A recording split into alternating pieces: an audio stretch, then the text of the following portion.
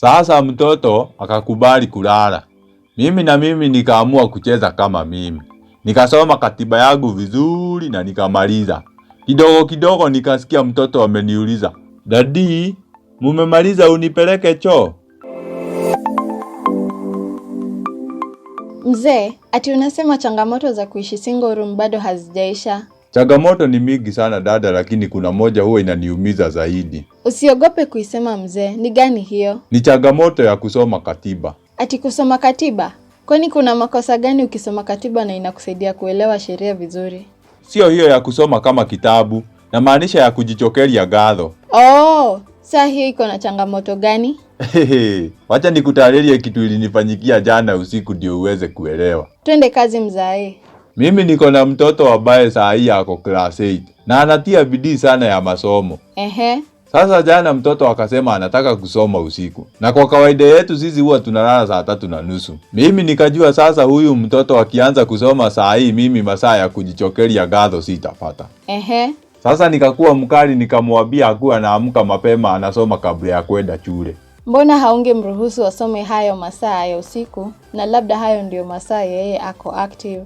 Sasa kwani wewe namna gani? Asome masaa ya usiku na mimi katiba nisome saa ngapi? Ama unataka watchman wenye wanafanya kazi usiku wanarudi mchana wakuwe wanabaki wakinisomea katiba? Kwani watchmen huwa wanasoma katiba za wenyewe? Ikae wagithaka we. Wanakuaga wahio kama ile fadhi ya makaa. Na wacha nikuambie hii mtaa yetu wanazisoma kuzisoma. Kwanza kama wewe unaendaga unawacha kwako bila kamaziwa kachai, jua katiba yako huwa inasomwa juu ya chai. Chai inafanya katiba isomwe aje sasa?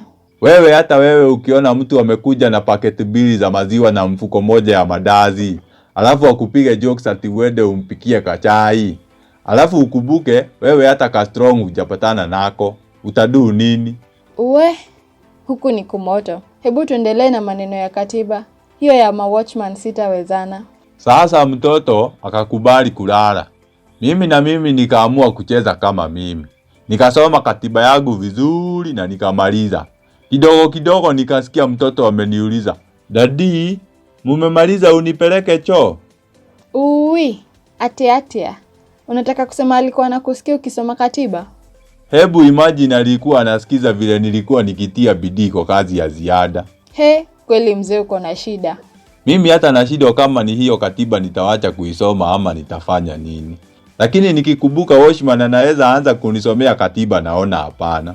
Na sasa unaweza taka watu wanaokutazama wakusaidie aje? Mimi wakiweza nitumia kitu kwa hii namba iko hapa chini katika mkono wa kulia wanaweza nisaidia sana. Watu wetu mmesikia? Chezeni kama nyinyi na M-Pesa kwa hii namba iko hapa chini on your right, na God will bless kwa support yenu. Mwiroreri wakwa ngoragwo ngũtambũrĩte ta kĩndũ kĩngĩ. Angĩkorwo ndũ-subscribe-ĩte, rĩu nĩ kahinda gaku ga gũ-subscribe. Ndagĩka, reke ngoye sekondi 5. Nĩgetha onaniĩ rĩu thiĩ shughuli. Nĩ wa subscribe? Ngai wa muoyo akũrathime.